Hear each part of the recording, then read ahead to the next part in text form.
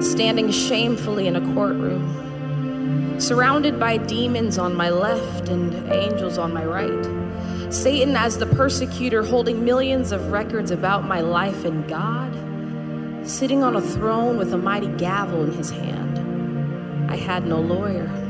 Placed on trial for things such as lying, stealing, and fornication. For this was the beginning of my tribulation, for there was no reason to plead an innocent statement, for all the evidence was sitting right there with Satan. The demons smiled as tears rolled down the judge's eyes, for they clearly knew that now was the hour of my demise. But wait. In came a light shining so bright that the demons smiling suddenly jumped with fright. And the man that walked in that night was none other than Jesus Christ. Darkness departed to give way, and glory was all the angels could say. As the man that walked in that night pulled out a lighter and immediately set Satan's records against me on fire.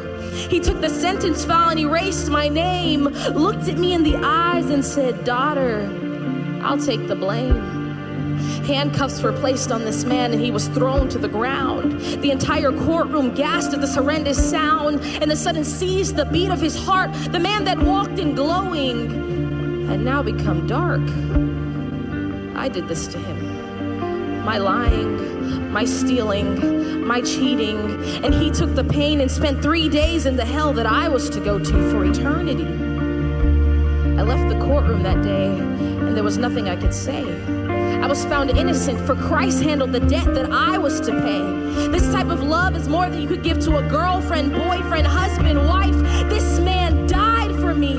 I owe him my life. And even though my life is not at all worth it, how could you ever trade preferent for perfect? See, I gave my life to Christ and suddenly picked up a mop. The lying, cursing, cheating, all that had to stop because my life had been bought. And it'd be a shame to sit there and do nothing but let it rot. I'm not perfect, and the will to sin hasn't completely diminished from my life. But I believe Jesus is